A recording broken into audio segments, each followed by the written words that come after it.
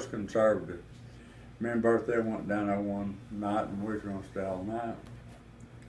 And got up the next morning, and Aunt Clarabelle got up. They had, wood stove. Aunt Clarabelle got up, built a fire in the stove, put a pan of water on the stove. I was walking around in the kitchen, and Aunt Susan said, "Mama, what you gonna do?" She said, "Well, I'm gonna fix breakfast." He said, "What you gonna fix?" She didn't have not even no flour. She didn't have nothing.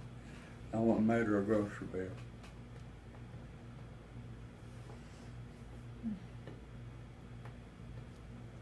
How many kids did she have?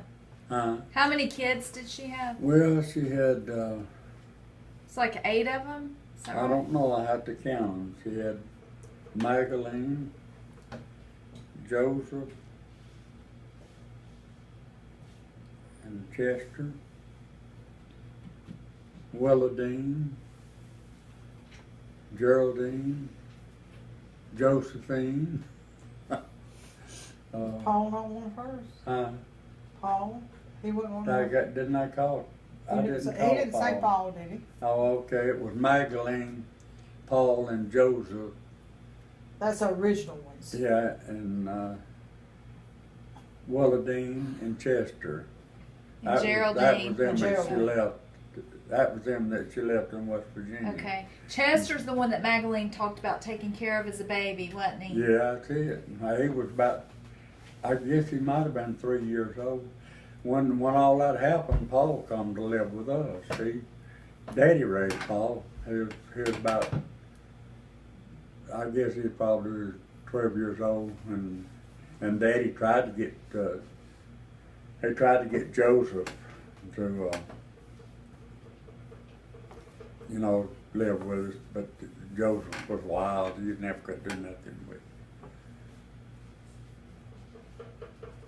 him. But they were all full brothers and sisters. weren't Yeah, they? there was. But Joseph was in World War II. How in the world he ever went through the war, I don't know. I mean, he was really in it. There was 3 write-ups in the paper about Joseph. Really? During the war. I had them. I may still have them. Did I have them? Yeah, I don't know what you did. I think they're up there on top of that cabinet. He wouldn't even talk about him. I tried to talk to him about it. One of them was, said they went into this village where Japs, having breakfast, and said Private Joseph McAlpin and somebody else, I forget who it was now, sneaked in and attacked it and killed 25 Japs and slipped that back out without being any harm. Another one, I remember reading this one in the paper. It was in the newspaper, this one, that writing is about here.